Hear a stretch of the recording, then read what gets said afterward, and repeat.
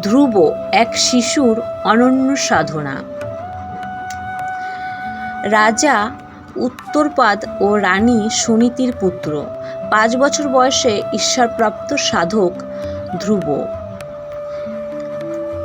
একদিন রাজা উত্তরপাদ তার ছোট রানী সুরুচির পুত্র উত্তমকে কোলে বসাচ্ছিলেন। ধ্রুব ছোট ছেলে মানুষের মতো এগিয়ে গিয়ে বাবার কোলে বসতে চাইলেন, কিন্তু সুরুচি তাকে ধাক্কা দিয়ে বলেন, তুই যদি ভগবানের কৃপায় আমার গর্ভে জন্ম নিতে না পারো, তাহলে সিংহাসন বা বাবার স্নেহ পাওয়ার অধিকার তোমার নেই। এই কথা শুনে ধ্রুব কাঁদতে কাঁদতে মায়ের কাছে ফিরে আসেন। সুনীতি তাকে বলেছিলেন, শুধু ঈশ্বরই পারে তোমার সম্মান ফিরিয়ে দিতে। তখন ধ্রুব অরণ্যে চলে যান। পথে নারদমুনি তাকে থামান ও বলেন, তুমি ছোট, এই তপস্যা তোমার কাজ নয়।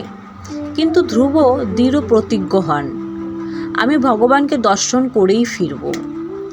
তিনি ওম নমো ভগবতে বাসুদেবায় মন্ত্র জপ করতে থাকেন, কঠোর তপস্যা করেন। তার নিষ্ঠা দেখে ভগবান বিষ্ণু তার সামনে আবির্ভূত হন।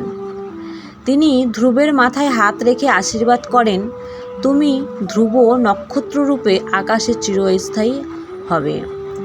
ভক্তির থেকে এই শিক্ষায় পাওয়া যায় যে বয়স নয়, মন প্রাণের নিষ্ঠা ভগবানের কাছে মূল্যবান। সংকল্প ও তপস্যা ঈশ্বরকে সামনে আনতে বাধ্য করে।